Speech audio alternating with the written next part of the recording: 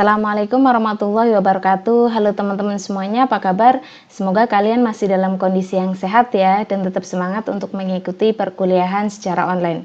Di video kali ini saya akan mencoba menjelaskan materi di pertemuan ke-8 di mata kuliah Matematika Ekonomi. Di pertemuan kali ini kita akan mencoba menjelaskan atau membahas materi terakhir dalam topik penerapan fungsi linier di bidang ekonomi. Nah, kira-kira materinya seperti apa? Kita langsung masuk ke slide berikutnya. Dalam topik mengenai penerapan fungsi linier di bidang ekonomi yang akan kita bahas di pertemuan kali ini, ada 5 subtopik atau 5 materi yang akan kita bahas.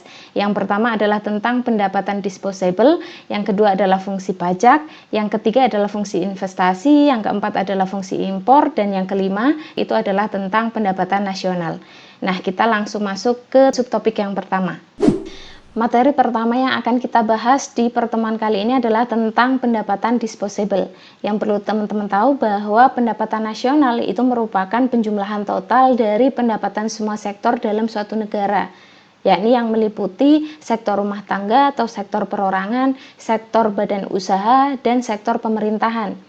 Nah, di sini pendapatan disposable atau disposable income itu didefinisikan sebagai pendapatan nasional yang secara nyata dapat dibelanjakan oleh masyarakat. Nah, di dalam pendapatan disposable itu tidak termasuk pendapatan yang diterima dari pajak, cukai, dan sebagainya. Gitu ya. Jadi nanti kalau misalkan dalam suatu pendapatan kemudian ada pajak sebesar X, maka pendapatan disposable itu akan berkurang sebesar X, di mana X itu adalah besarnya pajak yang dikenai dari pendapatan tersebut. Itu tentang definisi dari pendapatan disposable ya teman-teman. Nah, di sini jelas bahwa pajak itu merupakan variabel yang dapat memperkecil pendapatan disposable. Nah, sedangkan ada variabel lain yang bisa memperbesar atau meningkatkan pendapatan disposable, yakni pembayaran alihan. Jadi pembayaran alihan merupakan variabel yang dapat memperbesar pendapatan disposable. Nah, di sini pembayaran alihan itu apa sih? Pembayaran alihan itu merupakan pembayaran khusus dari pemerintah ke masyarakat yang sifatnya merupakan pembayaran ekstra atau tunjangan. Seperti misalkan contoh ya, tunjangan pensiun, tunjangan hari raya, gaji ke-13, sumbangan buat korban bencana alam, dan sebagainya. Jadi itu ya yang perlu dipahami, definisi dari pendapatan disposable. Kemudian ada variabel pajak yang memperkecil pendapatan disposable dan variabel pembayaran alihan yang memperbesar disposable. Gitu ya. Nah, selanjutnya di sini teman-teman, pembayaran disposable itu disimbolkan dengan YD teman-teman di sini, YD. Dimana kalau misalkan kita di sini tidak terdapat pajak yang disimbolkan dengan T maupun pembayaran alihan yang disimbolkan dengan R di sini, maka pendapatan disposable itu sama dengan pendapatan nasional. Ini yaitu pendapatan nasional ya teman-teman ya. Jadi ketika pendapatan disposable tersebut tidak dikenai pajak maupun pembayaran alihan, maka pendapatan disposable itu sama dengan pendapatan nasional di sini. Atau kalau misalkan ada pajak, jadi pajak itu mengenai pendapatan disposable, maka pendapatan disposable ini bisa diperoleh dari pendapatan nasional dikurangi dengan pajaknya, berapa besarnya, gitu ya. Nah, kemudian kalau misalkan hanya terdapat pembayaran alihan, maka kalau misalkan kita ingin mencari pendapatan disposable itu bisa diperoleh dari pendapatan nasional dijumlahkan atau ditambahkan dengan pembayaran alihan yang tadi berupa tunjangan pensiun, tunjangan hari raya, gaji ke-13 dan sebagainya. Nah, di sini kalau misalkan ada dua variabel tersebut, baik itu pajak maupun pembayaran alihan, maka perhitungan atau menghitung pembayaran atau pendapatan disposable itu bisa diperoleh dari pendapatan nasional dikurangi pajak dijumlahkan dengan pembayaran alihan. Nah, ini jadi yang mengurangi itu adalah variabel pajak, yang menambah itu adalah pembayaran alihan. Jelas ya teman-teman ya, itu tentang pendapatan disposable. Nah, di sini yang perlu teman-teman tahu bahwa Kita kan kemarin sudah sempat membahas tentang fungsi konsumsi dan fungsi tabungan ya dalam suatu pendapatan nasional di suatu negara.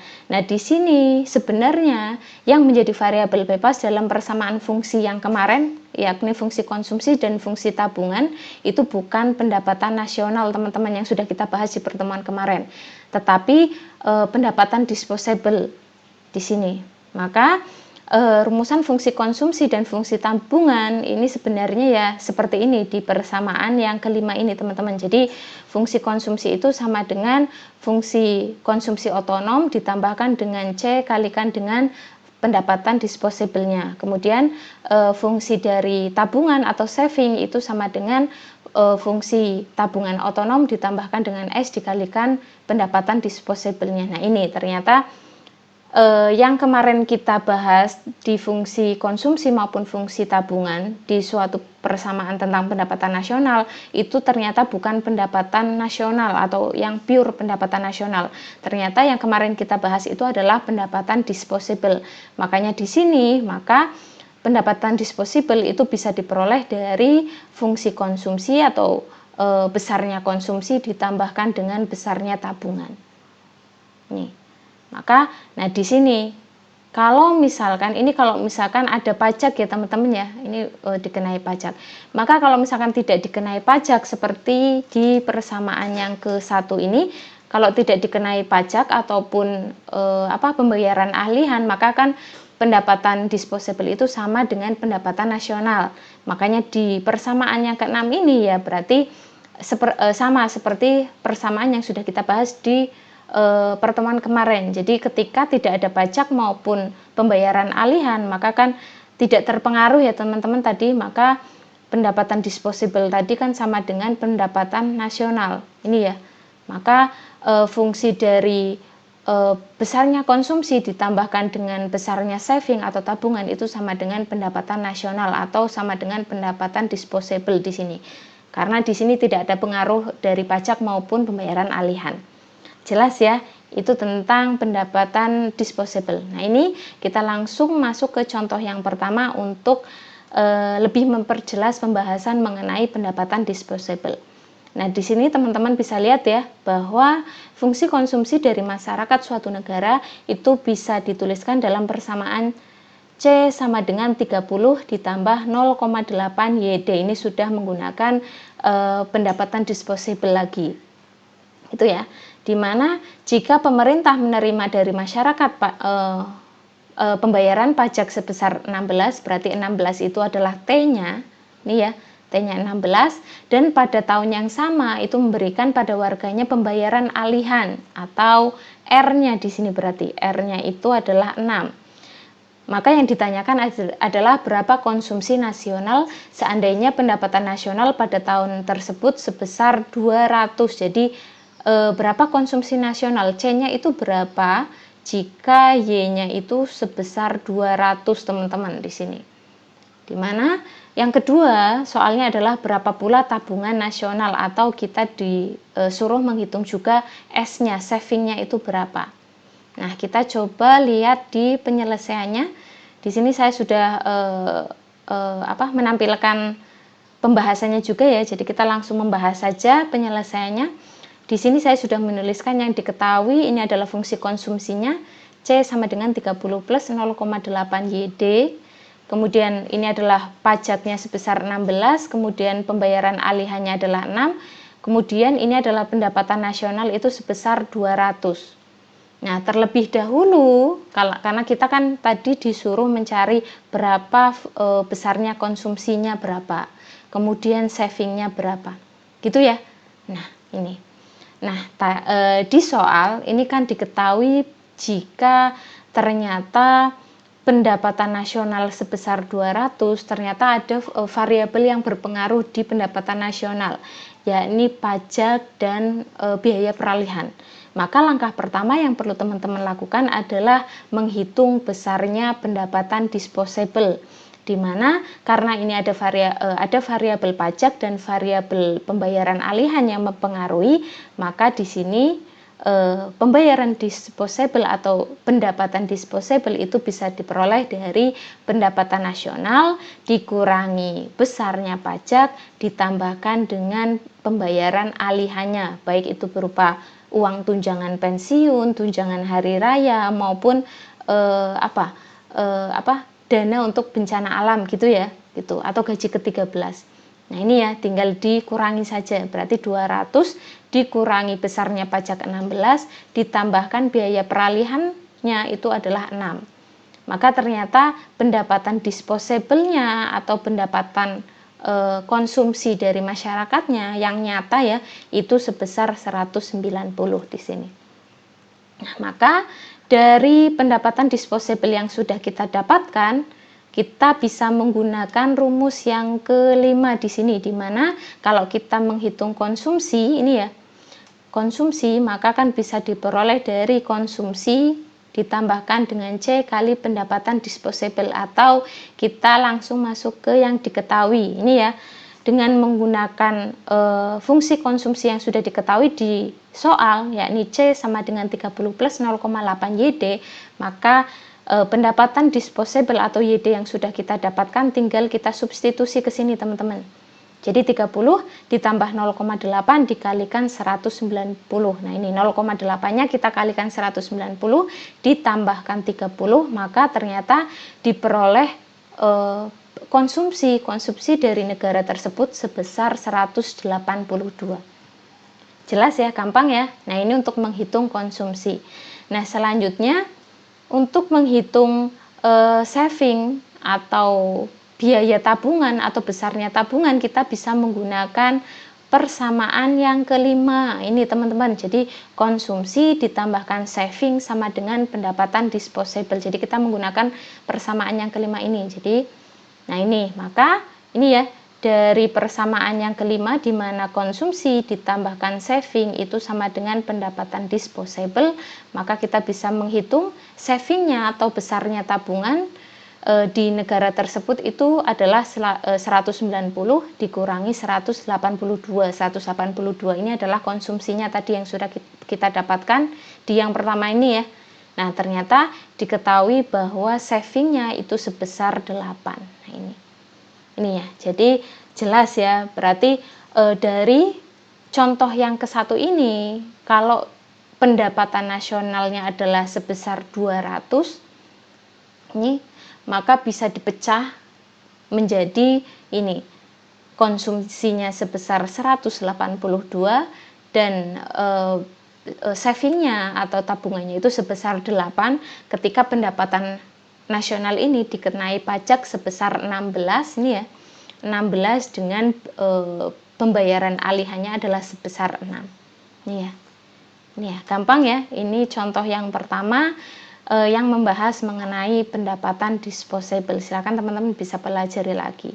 Kemudian materi yang kedua yang akan kita bahas di pertemuan kali ini adalah tentang fungsi pajak. Nah, teman-teman bisa baca ya di sini ya. Di sini ada 2 sifat pajak yang dikenakan oleh pemerintah pada warganya. Yang pertama adalah pajak yang jumlahnya tertentu, tidak dikaitkan dengan tingkat pendapatan. Nah ini kalau teman-teman lihat, T-nya itu sama dengan T0. Nah ini ya, jadi pajaknya itu sudah ditetapkan sejumlah A, misalkan sejumlah A rupiah gitu. Ini ya, T sama dengan T0, jadi tidak dikaitkan dengan pendapatannya, pendapatan dari warganya. Nah di sini pajak yang jumlahnya tertentu ini yang sudah dipastikan atau sudah ditetapkan oleh pemerintah, itu kurvanya itu berupa suatu garis lurus sejajar sumbu pendapatan. Nah ini karena konstanta ya, suatu bilangan gitu. Nah jenis yang kedua itu adalah pajak yang penetapannya dikaitkan dengan tingkat pendapatan dari warganya. Besarnya itu merupakan proporsi atau persentase tertentu dari pendapatan. Nah, secara matematik T pajak yang sifatnya yang kedua ini adalah T dikalikan Y. Nah, ini. Jadi T-nya, T yang di sini ini merupakan proporsinya atau persentasenya, berapa persen dari pendapatan warganya, dari Y-nya. Nah, ini. Di mana kurva dari jenis pajak ini itu berupa suatu garis lurus berlereng positif dan bermula dari penggal T0. Jadi nanti suatu kurva ya teman-teman ya, suatu kurva atau garis lurus gitu, karena fungsi linear. Nah, di sini secara keseluruhan maka besarnya pajak yang diterima oleh pemerintah itu bisa dituliskan sebagai persamaan yang ketujuh ini. T itu adalah besarnya pajak total ya teman-teman. Ini adalah total pajak total. Kemudian T0 itu adalah pajak otonom. Kemudian T itu adalah proporsinya, proporsi pajaknya berapa persen, biasanya kan persentase ya bentuknya ya. Kemudian Y itu adalah pendapatan nasionalnya. Nah, di sini ini merupakan fungsi dari atau kurva dari fungsi pajak. Nah, teman-teman kalau lihat di sini, kalau jenis yang pertama, di mana jenis yang pertama itu adalah pajak yang ditetapkan oleh pemerintah. Nah, ini merupakan suatu garis lurus. Jadi kalau misalkan teman-teman lihat ini adalah fungsi konstan. Kalau di fungsi ya, ini adalah konstan, di mana T0-nya itu sudah ditetapkan besarnya. Jadi suatu angka ya atau suatu bilangan. Nah, kemudian yang kedua adalah pajak yang yang merupakan suatu proporsi dari pendapatan nasional ini. Nah, di sini kalau teman-teman lihat, ini kan suatu persamaan linear atau suatu fungsi linear. Makanya kurvanya itu adalah kurva yang berupa garis lurus yang mempunyai kemiringan positif. Nah, ini M-nya atau gradiennya itu adalah positif, teman-teman. Ini ya. Nah, di sini ini adalah kurva dari fungsi pajak total. Ya. Ini T0 atau pajak otonom dijumlahkan dengan proporsi dikalikan dengan pendapatan nasional. Ini adalah pajak yang kedua yang merupakan proporsi dari pendapatan warganya atau pendapatan nasional atau pendapatan masyarakatnya. Ini tentang pajak, teman-teman. Ini ya, jelas ya. Silakan dipahami. Jadi ini bentuk dari fungsi pajak, bisa teman-teman lihat di persamaan yang ketujuh. Ini adalah kurvanya. Ini ya, jelas ya. Ini. Kemudian materi yang ketiga, kita akan membahas mengenai fungsi investasi. Nah, di sini yang perlu teman-teman tahu bahwa permintaan akan investasi itu merupakan fungsi dari tingkat bunga. Nah, ini perlu digarisbawahi ya teman-teman ya. Nah, ini. Jadi fungsi investasi itu merupakan fungsi dari tingkat bunga, di mana bisa kita lihat di persamaan yang ke-8 di sini. Ini ya, di mana I itu menyatakan dari besarnya investasi, kemudian F adalah fungsi terhadap I kecil. Nah, I kecil ini menyimbolkan atau menyatakan tingkat suku bunganya. Nah, ini.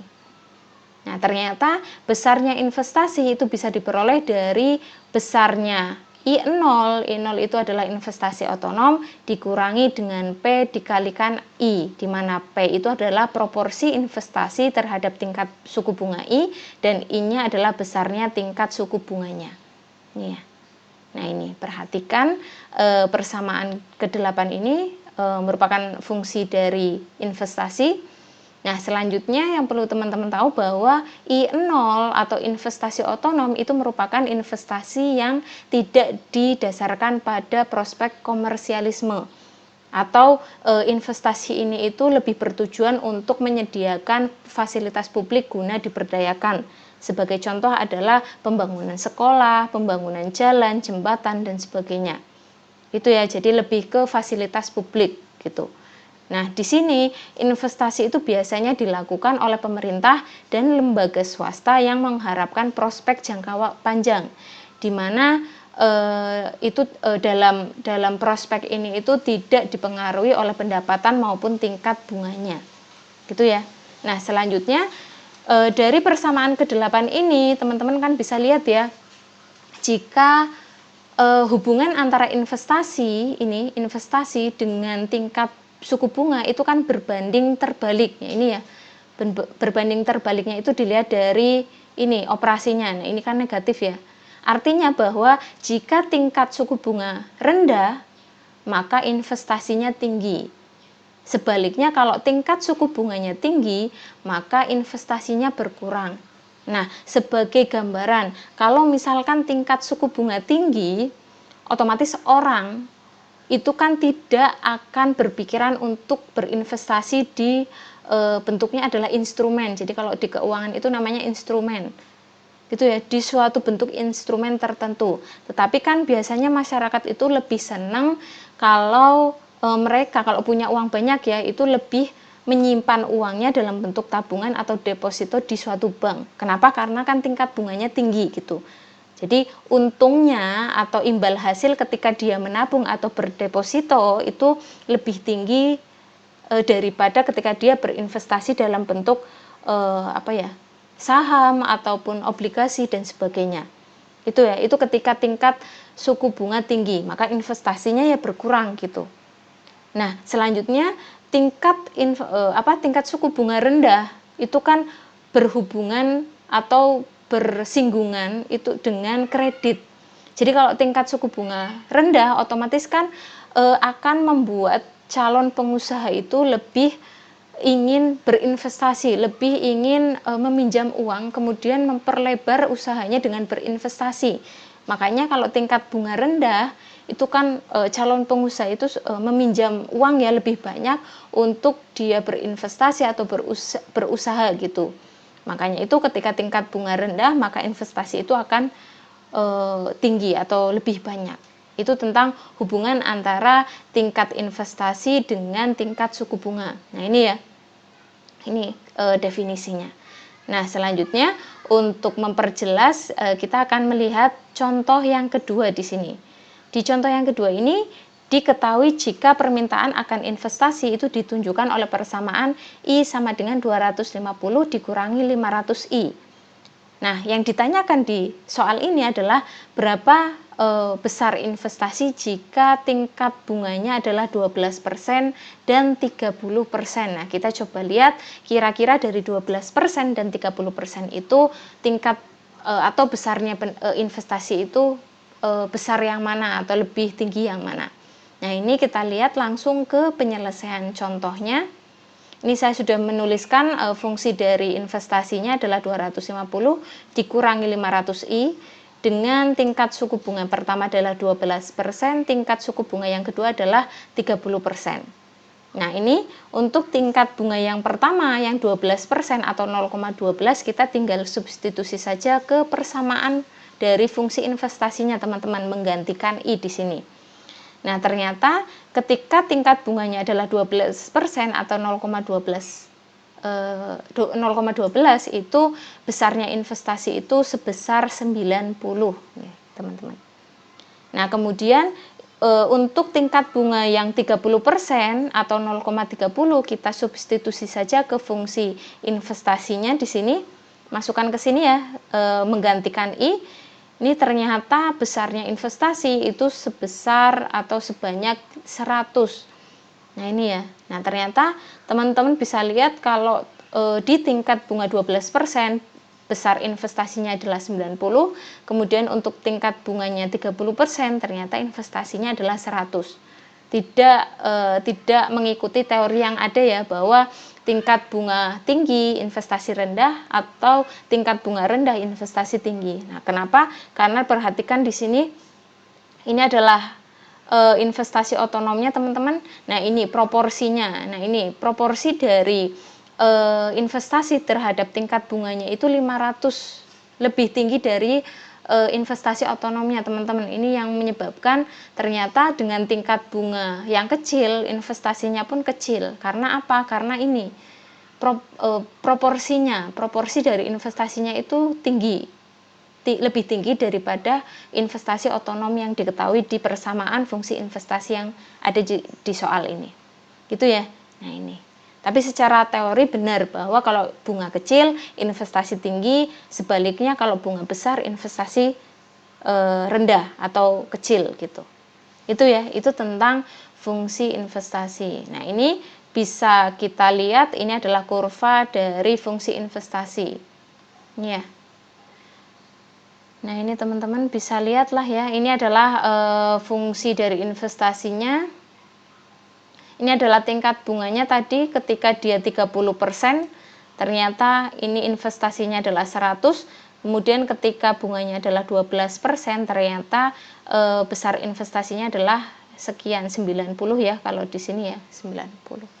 Ternyata ya ini ya, jadi kalau dari fungsi investasi yang bentuknya adalah 250 min 500i, itu ternyata ketika investasinya semakin besar, itu semakin besar pula investasinya atau besar investasinya. Jadi semakin tinggi tingkat bunganya, ternyata semakin tinggi pula investasinya. Ini disesuaikan dengan persamaan yang diketahui di soal ya. Jadi tidak mengikuti teori gitu. Iya, itu tentang fungsi investasi. Silakan teman-teman bisa pelajari lagi ya materinya ya. Nah, ini tentang fungsi investasi, fungsi pajak, dan fungsi pendapatan disposable. Nah, selanjutnya kita akan masuk ke materi yang keempat, yakni tentang fungsi impor. Nah, di sini yang perlu teman-teman tahu bahwa impor suatu negara itu merupakan fungsi dari pendapatan nasionalnya dan cenderung berkorelasi positif.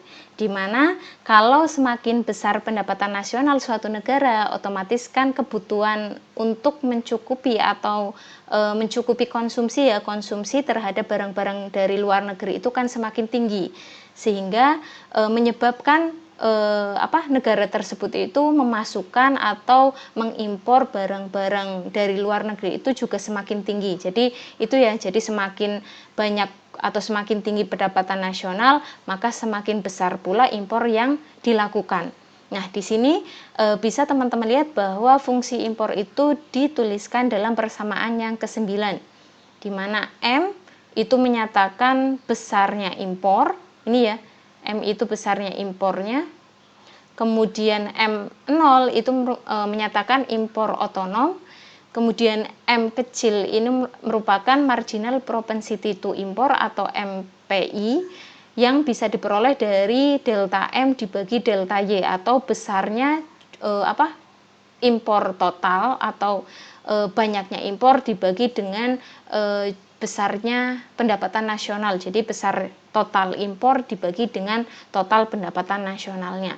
Kemudian Y di sini menyatakan pendapatan nasionalnya.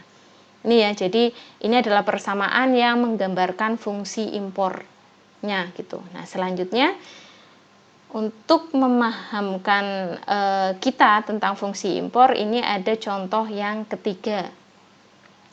Di sini teman-teman bisa lihat jika persamaan impor suatu negara, jika diketahui impor otonomnya adalah 25, berarti M0-nya itu diketahui 25, dengan marginal propensity to impornya atau M kecilnya itu adalah 0,05, maka yang ditanyakan adalah kita disuruh membentuk persamaan impornya terlebih dahulu menggunakan persamaan yang ke-9 ini otomatis.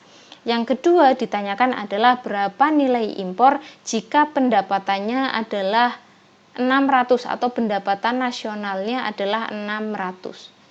Gampang ya. Nah, kita langsung masuk ke pembahasannya saja. Ini saya sudah menuliskan yang diketahui di soal. Ini adalah impor otonom, ini adalah marginal propensity of impornya, kemudian ini adalah pendapatan nasionalnya. Maka dengan menggunakan persamaan yang ke-9 yang menyatakan bahwa besarnya impor atau banyaknya impor itu bisa diperoleh dari impor otonom ditambahkan dengan marginal propensity to import dikalikan dengan pendapatan nasionalnya, tinggal disubstitusi masukkan aja ya atau substitusi saja ya M0-nya dengan M kecilnya. Nah, ini adalah persamaan yang menggambarkan fungsi impor jika diketahui M0-nya 25, M kecilnya 0,05. Nah, selanjutnya pertanyaan yang kedua adalah berapa besar impor jika pendapatannya adalah 600. Nah, ini. Nah, kita tinggal mensubstitusi saja teman-teman. Y 600 ke persamaan yang sudah kita bentuk. Nah, ini Y kita ganti 600, ternyata ketika pendapatan nasionalnya adalah 600, ternyata besarnya impor yang dilakukan oleh negara tersebut sebesar 55. Ini ya.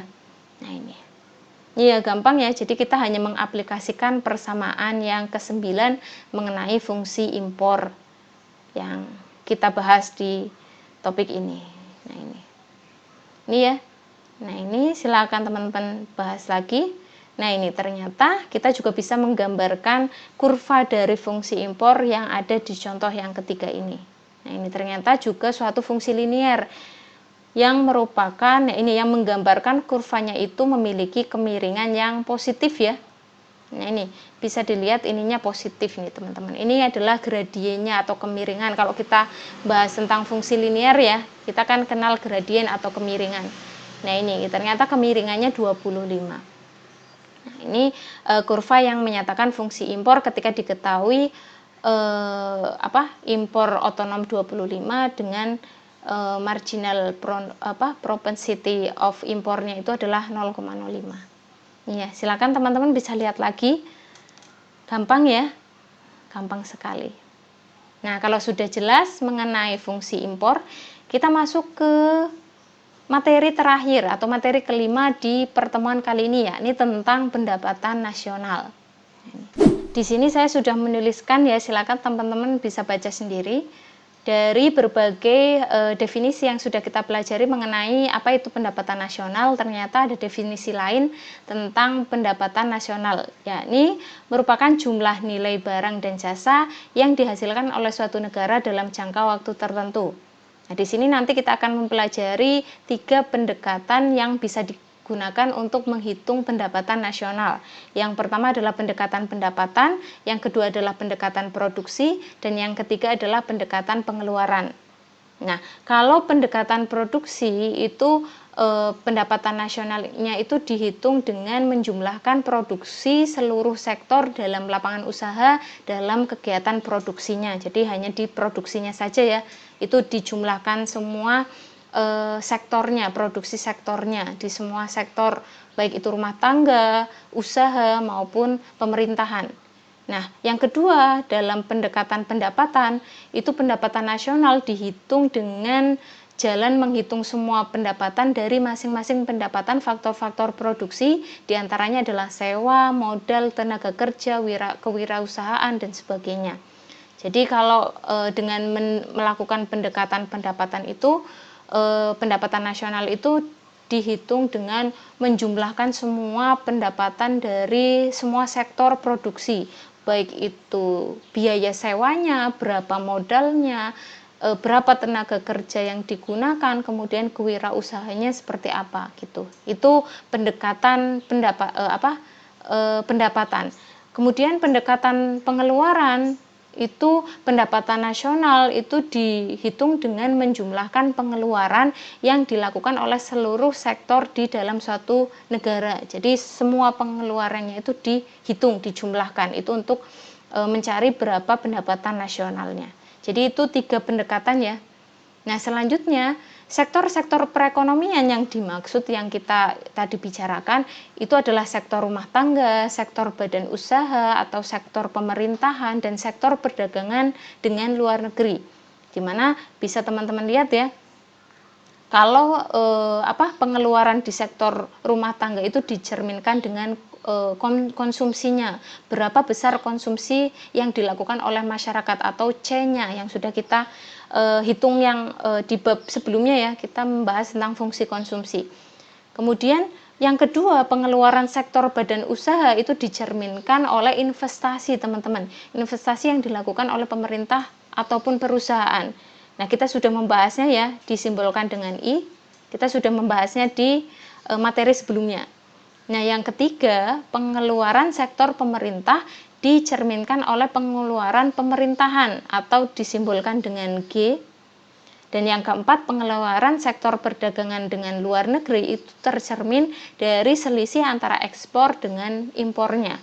Ekspornya itu disimbolkan dengan X, kemudian impornya itu disimbolkan dengan M. Jadi ada 4 pengeluaran dari 4 sektor yang dimaksud. Sektor rumah tangga, sektor badan usaha, sektor pemerintahan, dan sektor perdagangan. Jadi perhatikan betul ya simbol-simbolnya. Nah, di sini selanjutnya analisis pendapatan nasional selalu bertolak dari anggapan mengenai model perekonomian yang dibahas. Dalam hal ini dikenakan 3 macam model perekonomian. Nah, ini ada 3 macam.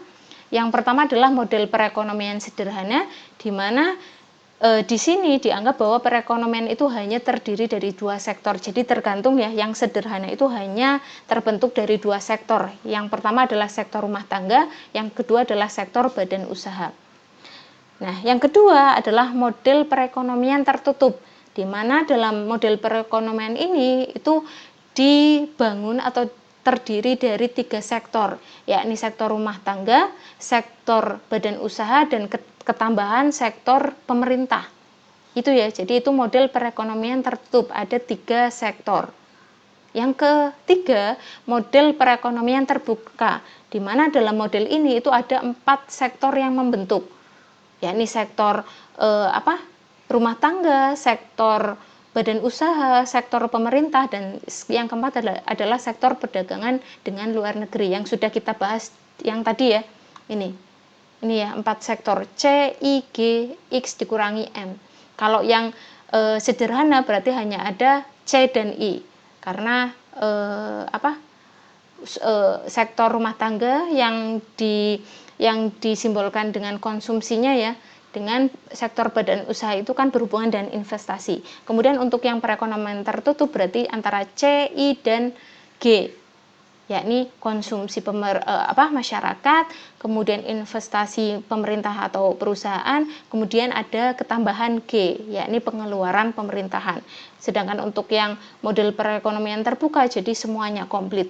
C, I, G ditambahkan X dikurangi M, yakni selisih antara ekspor dengan impornya.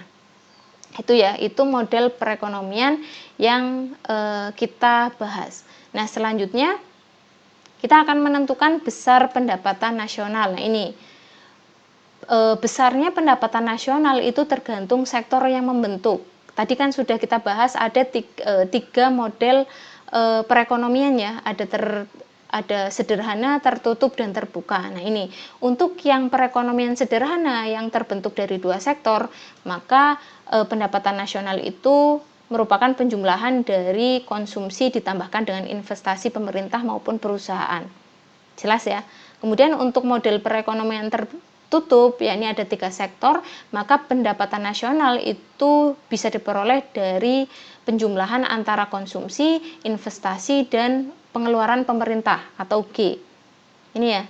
Nah, selanjutnya untuk model perekonomian terbuka di mana terbentuk dari 4 sektor, maka pendapatan nasional itu bisa dihitung dengan menjumlahkan C konsumsi ditambahkan investasi ditambahkan pengeluaran pemerintah ditambahkan selisih antara besarnya ekspor dikurangi dengan impornya. Ini ya. Ini penentuan besar pendapatan nasional berdasarkan sektor yang membentuknya. Jadi nanti kalau mengerjakan soal itu dilihat dulu kira-kira sektor apa saja yang berpengaruh terhadap pendapatan nasional yang diketahui. Gitu ya.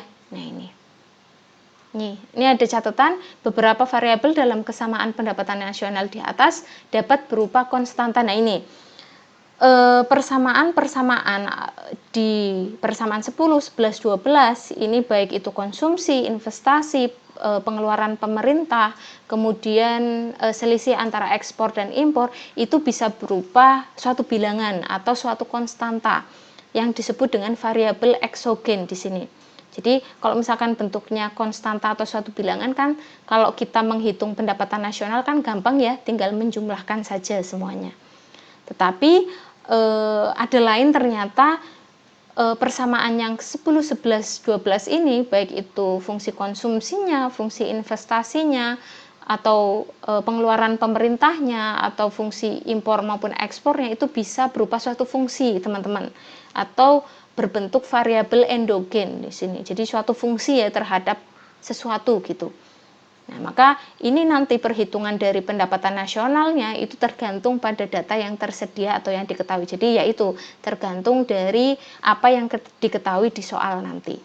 Jelas ya, itu bagaimana cara menentukan besar dari pendapatan nasional jika dilihat dari sektor-sektor yang membentuknya. Nah, selanjutnya biar lebih paham, kita masuk ke contoh yang keempat di sini, teman-teman. Nah, teman-teman bisa lihat ya, di contoh yang keempat ini diketahui jika konsumsi oleh masyarakat itu sebesar 500. Jadi konsumsinya adalah suatu konstanta teman-teman, 500, atau suatu variabel eksogen, jadi berupa bilangan. Dengan MPS-nya atau marginal propensity to save itu sebesar 0,2. Jadi S kecilnya itu adalah 0,2. Nah, selanjutnya investasi yang dilakukan oleh sektor badan usaha sebesar 300. Jadi investasinya juga suatu bilangan atau variabelnya variabel eksogen 300. Ya, suatu konstanta, dan pengeluaran pemerintahnya sebesar 250 atau G-nya itu 250. Sedangkan nilai ekspor dan impor masing-masing 225, jadi ekspornya X-nya itu 225, impornya M itu 175. Ini semuanya bentuknya variabel eksogen ya, atau konstanta ya teman-teman ya, jadi gampang. Nah, ini di contoh 4 ini kita disuruh mencari berapa pendapatan nasional jika ekspornya naik sebesar 100. Jadi yang ekspornya tadi 225 ini ya, ini yang pertama, kemudian naik 100, jadi berubah menjadi 325. Nanti pendapatan nasionalnya berapa? Nih. Jadi langkah pertama adalah kita mencari pendapatan nasional awalnya dulu ketika ekspornya 225, impornya 175, konsumsi 500, investasi 300, pengeluaran pemerintah 250. Nah, kira-kira seperti apa, kita langsung lihat di pembahasan soalnya di sini. Nah, di sini saya sudah menuliskan ya yang diketahui ya. Ini adalah konsumsi otonomnya. Oh ya, coba kita cek. Oh iya, konsumsi otonomnya, sorry. Jadi ini adalah konsumsi otonomnya ya teman-teman ya, C0-nya itu 500, oke. Kemudian marginal propensity to save-nya itu 0,2, otomatis kalau kita mencari MPC-nya atau marginal propensity to consume itu kan bisa diperoleh dari ini ya. Ada persamaan, kita sudah membahasnya di pertemuan kemarin, MPS ditambah MPC itu kan sama dengan 1 ya. Jadi koefisien dari pendapatan nasional di masing-masing fungsi baik itu konsumsi maupun saving itu nilainya harus 1 totalnya. Iya, maka MPC-nya itu tinggal dicari dengan rumus 1 dikurangi 0,2. Jadi ini adalah MPC-nya sebesar 0,8. Ini investasinya, pengeluaran pemerintah besarnya ekspor awal, kemudian ini besarnya impor. Nah ini ya, kita bisa mencari pendapatan yang lebih khusus, kita cari pendapatan disposable-nya dulu teman-teman. Nah, ini karena di soal ini tidak diketahui dia dikenai pajak maupun pembayaran peralihan atau pembayaran alihan, ini ya T atau R, maka kan pendapatan disposable itu sama dengan pendapatan nasionalnya. Ini ya, ini dengan besarnya pajak dan pembayaran alihan itu nilainya sama-sama 0 nih. Maka otomatis ini artinya pembayaran disposable itu sama dengan pendapatan disposable itu sama dengan pendapatan nasionalnya. Nih. Nah, selanjutnya kita bisa menghitung besarnya konsumsi. Nah, besarnya konsumsi itu kan bisa diperoleh dari besarnya konsumsi otonom ditambahkan dengan C dikalikan dengan, ini D ya teman-teman ya, ini D. Dikalikan dengan pendapatan disposable-nya. Atau 500, channelnya itu 500, kemudian ini adalah MPC-nya ya.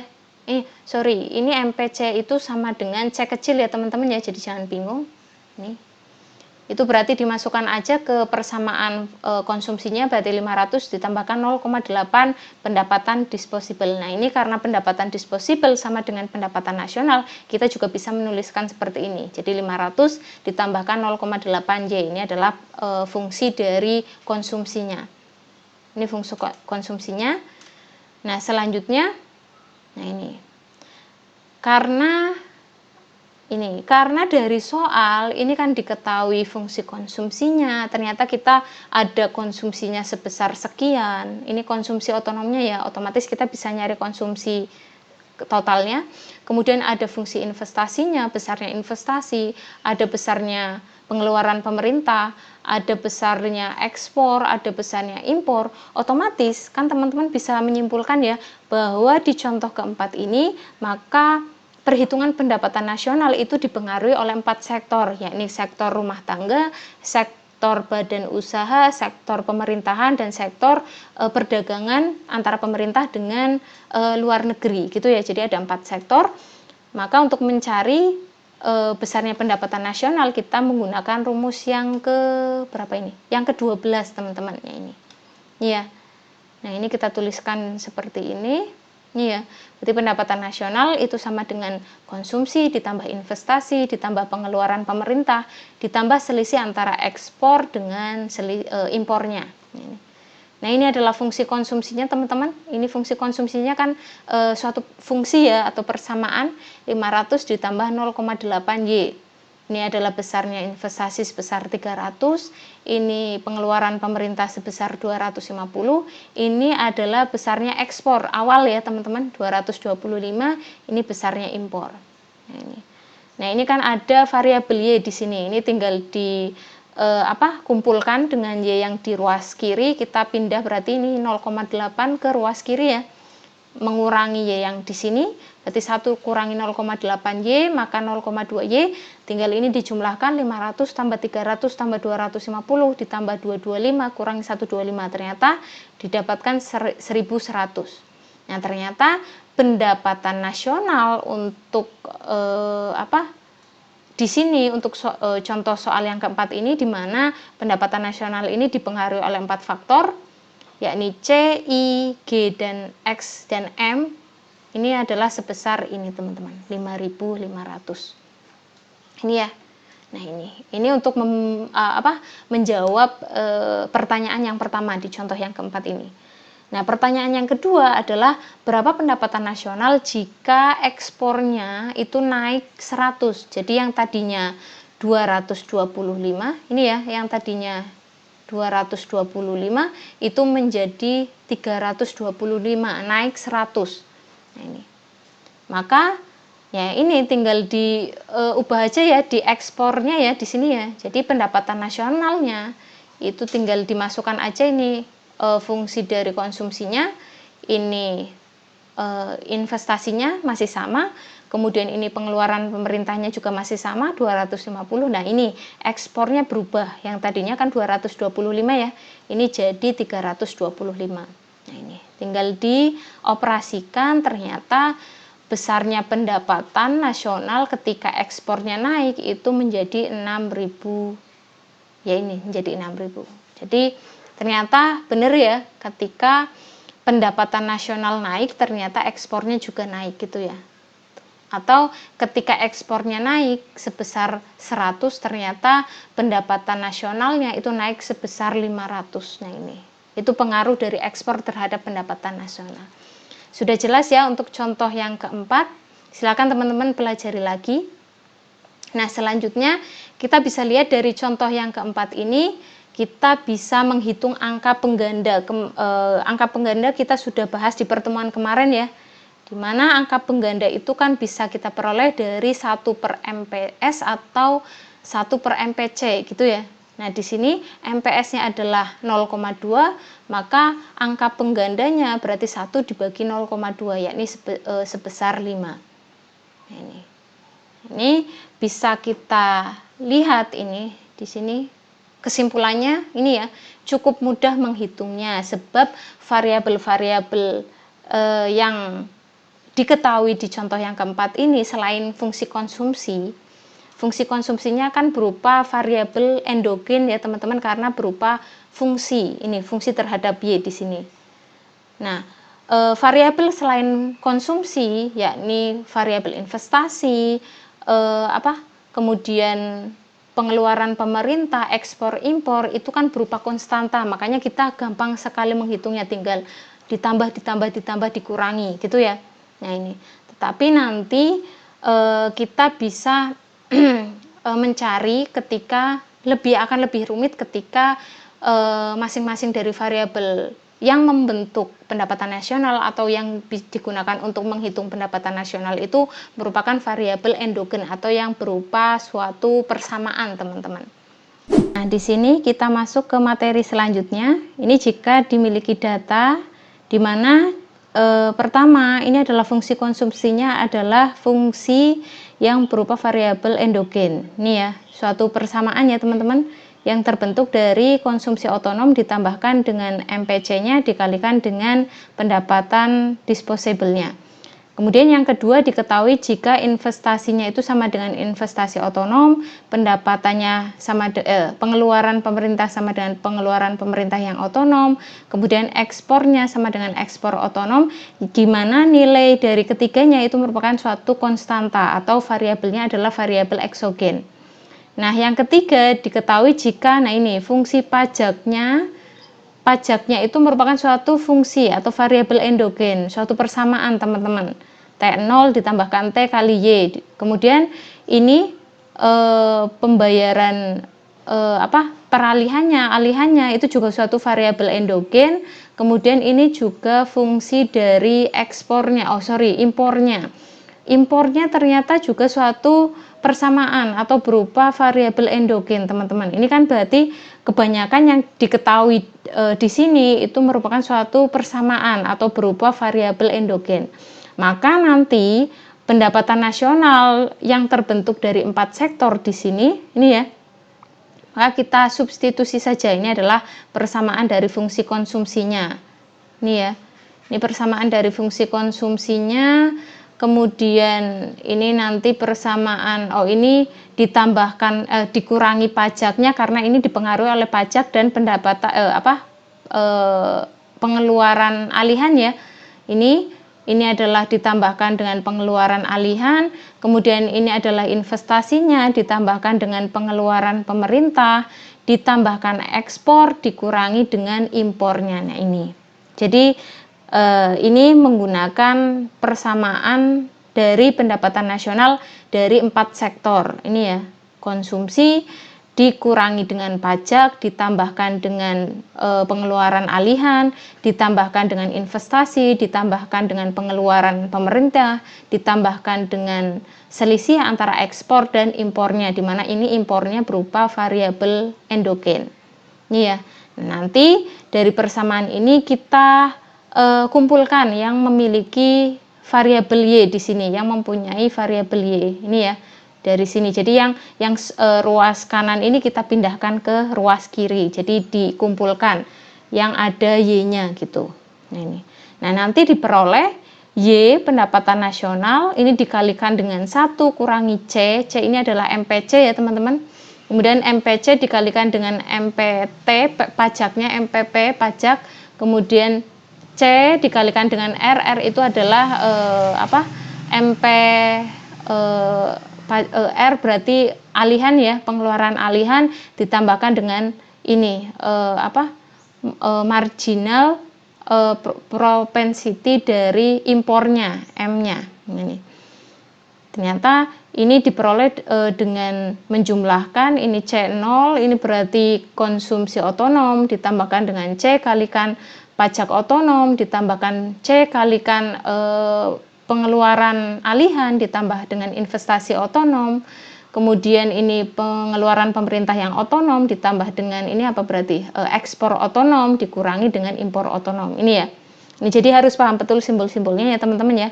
Ternyata kalau kita sederhanakan, kalau dimisalkan ya, dimisalkan 1 min C ditambah CT dikurangi CR ditambah M ini merupakan suatu alfa, misalkan ya, maka bisa diperoleh jika pendapatan nasional itu merupakan penjumlahan dari ini dikalikan atau dibagi dengan alfanya. Ini ya.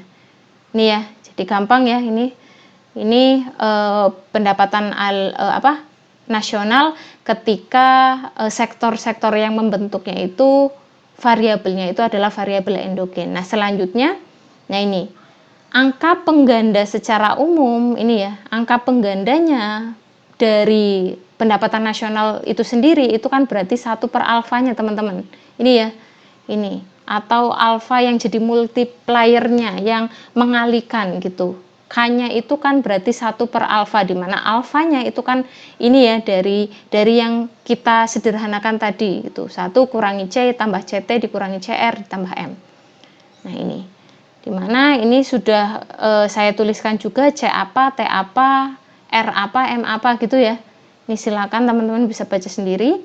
Dimana, nah di sini angka pengganda khusus untuk masing-masing variabel ini, untuk yang konsumsi itu angka penggandanya 1 per alfa, untuk yang pajak itu min C per alfa, di mana simbolnya itu adalah KR, kemudian angka pengganda untuk pembayaran alihan adalah KR, R besar, itu C per alfa, kemudian untuk investasi 1 per alfa juga, 1 per alfa ya teman-teman ini ya, 1 per alfa, kemudian untuk pengeluaran pemerintah juga 1 per alfa, untuk ekspor juga 1 per alfa, sedangkan untuk impor itu min 1 per alfa. Ini jadi ini teman-teman juga harus perhatikan, jadi angka pengganda untuk masing-masing variabel itu berbeda, jadi perhatikan ini ya, baik itu konsumsi, pajak, pembayaran alihan, investasi, pengeluaran pemerintah, ekspor maupun impor itu memiliki angka pengganda masing-masing, jadi perhatikan betul.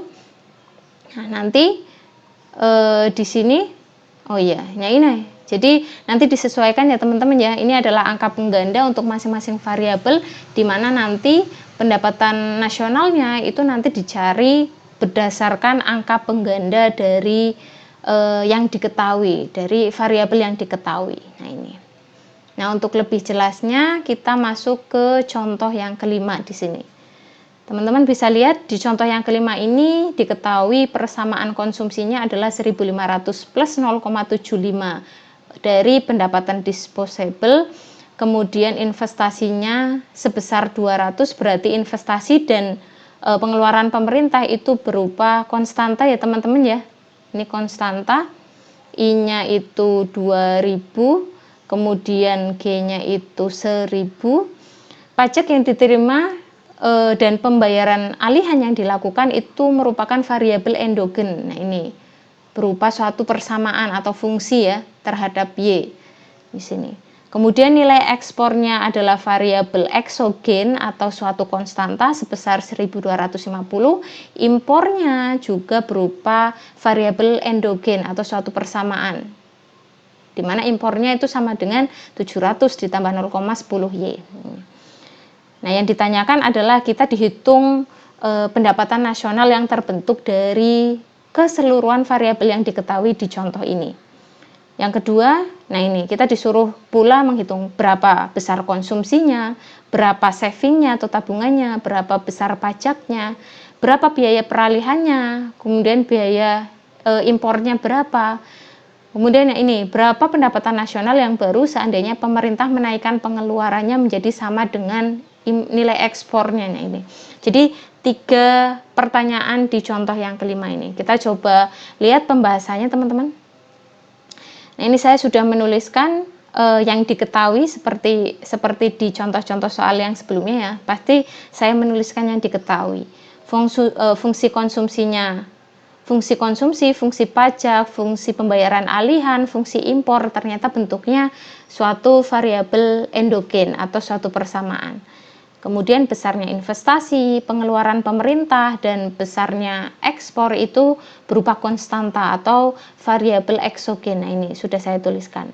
Nah maka langkah pertama teman-teman harus mencari dulu pendapatan disposable-nya atau ini disposable pendapatannya itu berapa, atau pendapatan atau disposable income ya. Nah di sini kalau teman-teman lihat kan di contoh kelima ini kan diketahui pajak dan pembayaran alihannya ya, otomatis artinya bahwa pendapatan nasional yang kita hitung nantinya itu dipengaruhi oleh besarnya pajak dan biaya peralihan. Nah makanya di sini maka pendapatan disposable itu diperoleh dengan rumus yakni pendapatan nasional dikurangi pajak ditambahkan dengan pembayaran alihannya. Nah ini dimana pajaknya itu kan 500 plus 0,25 Y, kemudian pembayaran alihannya adalah 100 plus 0,05 Y. Nanti tinggal jumlahkan aja yang sama-sama Y ya teman-teman. Ini. Terus ini perhatikan ini min berarti min 500, ini min kali plus berarti kan min 0,25 gitu ya. Ini kalau plus nggak masalah ya. Nih, nah ini ternyata pendapatan disposable-nya itu merupakan suatu fungsi terhadap pendapatan nasionalnya, yaitu 0,80 Y dikurangi 400. Nah ini gampang ya. Nah kalau sudah didapat besarnya pendapatan disposable-nya, kita bisa mencari konsumsinya sekarang. Nah ini konsumsinya kan kalau sesuai dengan yang diketahui itu kan suatu persamaan ya, persamaan atau variabel endogen, yakni 1500 ditambah 0,75 YD atau pendapatan disposable. Nah, pendapatan disposable kan kita sudah hitung ya. Ini kita tinggal substitusi saja pendapatan disposable ke persamaan konsumsinya. Nah, ini. Maka persamaan konsumsinya yang baru adalah 1200 ditambah 0,6 Y. Jadi masih dalam bentuk pendapatan nasional ya teman-teman, karena Y-nya itu atau pendapatan nasional kita hitung nanti. Nah selanjutnya, nah ini, maka kalau kita sudah mendapatkan pendapatan disposable dan fungsi dari konsumsinya, maka kita bisa menghitung pendapatan nasional yang terbentuk dari 4 sektor: konsumsi, investasi, pendapatan atau pengeluaran pemerintah, selisih antara ekspor dan impor. Nah ini adalah pendapatan atau fungsi konsumsinya, ini adalah besar investasinya, ini adalah besar dari pengeluaran pemerintah, ini ekspornya ya teman-teman ya, ekspornya berupa konstanta, sedangkan ini impornya itu kan berupa suatu persamaan atau variabel endogen teman-teman. Nah ini maka tinggal dijumlahkan aja ya, yang sama-sama Y kalian jumlahkan, ini berarti 0,6 Y ditambah dengan dikurangi dengan 0,1 Y, ini nanti dapat 0,5 Y. Nah ini 0,5 Y dengan Y yang di ruas kiri digabungkan, berarti ini pindah ke ruas kiri ke sini, berarti mengurangi ya, mengurangi Y yang di sini, berarti 1 dikurangi 0,5, berarti hasilnya adalah 0,5 Y sama dengan ini 4750. Maka kita peroleh Y atau pendapatan nasionalnya sebesar 9.500. Nah ini gini ya, gampang ya. Nah ini sudah didapatkan Y-nya itu adalah intinya pendapatan nasionalnya, karena berpengaruh ke mencari yang lain, yakni fungsi atau fungsi konsumsinya, savingnya dan sebagainya. Nah, kalau kita sudah bisa mendapatkan pendapatan nasionalnya sebesar 9.500, kita bisa menghitung pendapatan disposable-nya, teman-teman. Tadi kan sudah kita dapatkan bahwa pendapatan disposable-nya kan 0,8 Y dikurangi 400. Tinggal dimasukkan aja teman-teman, Y-nya itu mengganti 9.500-nya mengganti Y yang di persamaan pendapatan disposable ya. Ini ternyata pendapatan disposable itu sebesar 7.200. Nah, ini. Nah, selanjutnya kalau kita sudah mendapatkan pendapatan disposable, di mana pendapatan disposable itu berarti pendapatan yang yang dikeluarkan oleh masyarakat secara real ya, secara nyata ya. Maka kita bisa menghitung masing-masing variabelnya. Konsumsi yang pertama. Nah, konsumsi itu kan dari yang diketahui itu kan merupakan suatu fungsi ya, atau variabel endogen, yakni 1.500 ditambah 0,75 dari pendapatan disposable-nya. Nah, pendapatan disposable kan kita sudah dapatkan. Tinggal kita substitusi saja teman-teman 7.200 ke YD yang di persamaan konsumsi ini. Ternyata diperoleh fungsi konsumsinya atau besarnya konsumsi adalah 6.900. Kemudian savingnya tinggal mengurangkan pendapatan disposable dengan konsumsinya, karena kalian tahu ya bahwa konsumsi ditambahkan saving itu sama dengan pendapatan disposable-nya gitu ya, dari materi yang sebelumnya. Ternyata diperoleh savingnya itu adalah 300. Nah kemudian besarnya pajak, nah ini besarnya pajak tinggal kalian masukkan, karena pajak di sini kita lihat ya, diketahui kalau fungsi pajak itu fungsi terhadap Y atau pendapatan nasionalnya, maka yang kita masukkan ke rumus di pendapatan pajaknya itu adalah pendapatan nasionalnya teman-teman. Jadi 9.500-nya ya. Ini kita masukkan ke sini. kita dapatkan pajaknya ternyata 2.875. Kemudian pembayaran peralihannya itu sebesar 575, ya ini tinggal dimasukkan aja pendapatan nasional yang kita miliki ke fungsi dari pembayaran peralihan. Nah, selanjutnya untuk besarnya impor, ya tinggal dimasukkan aja teman-teman, jadi gampang ya.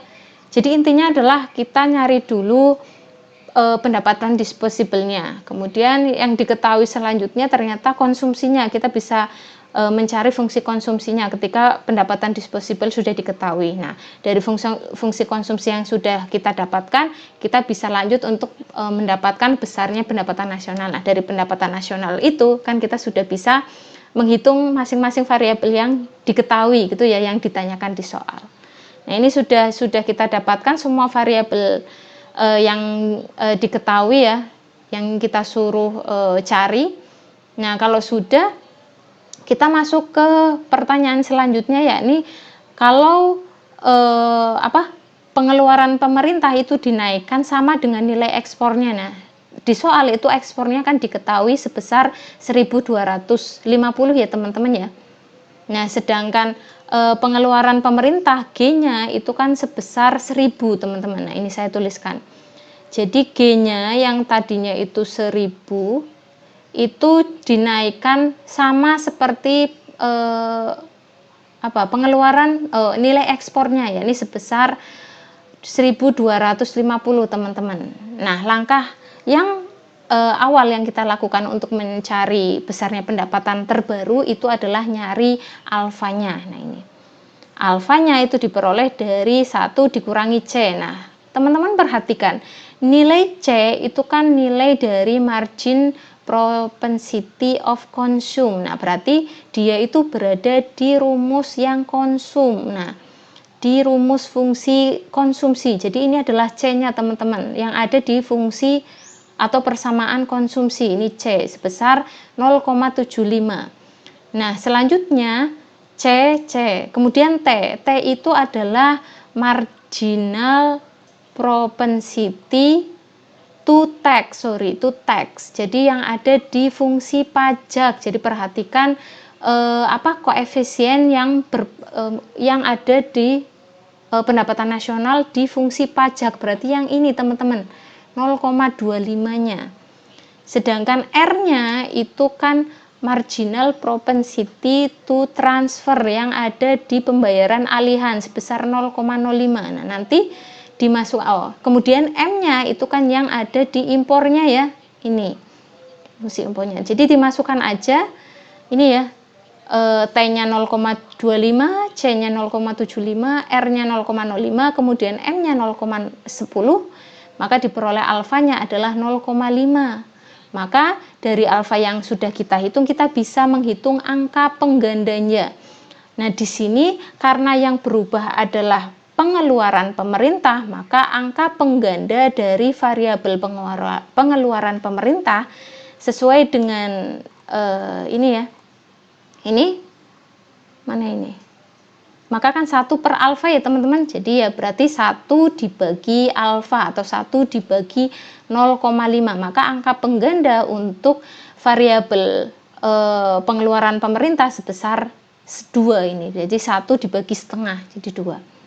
Nah, di mana ketika pengeluaran pemerintahnya itu disamakan dengan besarnya ekspor, yakni 1.250, di mana ini adalah delta G itu adalah selisih ya, bukan jumlahan ya. Tadi saya menyebutkan jumlahan. Jadi delta itu menyatakan selisih antara dua nilai. Jadi nilai dari pengeluaran akhir yakni 1.250 dikurangi dengan pengeluaran pemerintah awal yang diketahui tadi kan 1.000 ya. Jadi delta G-nya itu 250, delta Y-nya itu bisa diperoleh dari angka pengganda dikalikan dengan selisihnya, selisih nilai akhir dengan nilai awal dari pengeluaran pemerintah. Nah, ini angka penggandanya 2 dikalikan 250 jadi 500. Nah, ini jadi jadi delta itu menggambarkan selisih teman-teman, selisih antara nilai akhir dengan nilai awal gitu. Nah, maka pendapatan nasional yang baru atau ini saya simbolkan dengan Y aksen itu bisa diperoleh dari pendapatan nasional awal ditambahkan dengan perubahannya ini delta Y-nya. Nah, pendapatan nasional awalnya kan 9.500 ya. Kemudian delta Y-nya adalah sebesar 500, maka ternyata pendapatan pendapatan nasional akhir ketika pengeluaran pemerintahnya yang tadinya 1.000 disamakan dengan besarnya ekspor yakni 1.250, berarti naik 250, itu ternyata pendapatan nasionalnya naik menjadi 10.000 atau naik menjadi sebesar 500. Gitu ya, jelas ya. Kalau belum jelas silakan teman-teman bisa pahami lagi langkah-langkah dalam penyelesaian soal kelima ini.